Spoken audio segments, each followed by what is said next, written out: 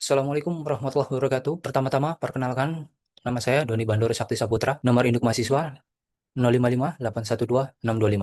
Pada kesempatan kali ini, saya akan menjelaskan tentang proses lahirnya Pancasila. Lahirnya Pancasila diawali dengan pembentukan BPUPKI, Badan Penyelidik Usaha-Usaha Persiapan Kemerdekaan. BPUPKI dibentuk oleh Jepang pada tanggal 29 April 1945, saat Jepang mulai terdesak dalam Perang Dunia Kedua. Tujuan utamanya adalah untuk mempersiapkan kemerdekaan Indonesia dengan membahas dasar-dasar dan rancangan konstitusi. Sidang pertama BPUPKI dilaksanakan pada tanggal 29 Mei sampai dengan 1 Juni 1945. Sidang ini membahas dasar negara Indonesia. Beberapa tokoh mengajukan usulan, yaitu Muhammad Yamin mengusulkan 5 asas kebangsaan, Supomo mengusulkan negara integralistik, Soekarno menyampaikan pidato pada tanggal 1 Juni 1945 yang berisi 5 dasar negara, yang kemudian disebut Pancasila. Isi Pancasila versi Soekarno meliputi: 1. Adalah kebangsaan Indonesia. 2. Internasionalisme. Ketiga, mufakat atau demokrasi. Keempat, kesejahteraan sosial. Kelima, ketuhanan yang Maha Esa. Pada tanggal 1 Juni tersebut, kemudian diperingatilah sebagai hari lahir Pancasila.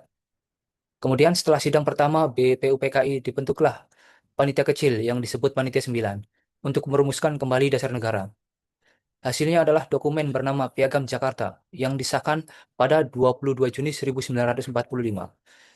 Isi dari Piagam Jakarta ini menurut memuat rumusan dasar negara yang lebih sistematis, namun terdapat perbedaan pada sila pertama, yaitu ketuhanan dengan kewajiban menjalankan syariat bagi pemeluk-pemeluknya.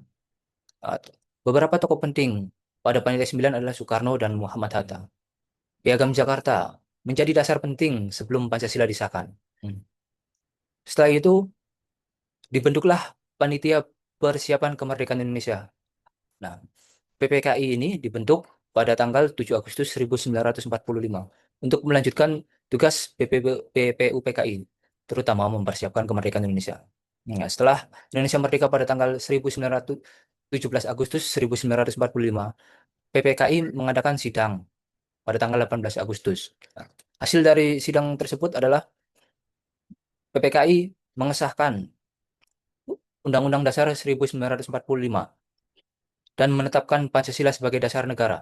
Nah, perubahan penting yang terjadi dalam Piagam Jakarta adalah merubah perubahan yang terjadi pada PPKI adalah eh, merubah sila pertama dari Piagam Jakarta tersebut menjadi ketuhanan yang Maha Esa.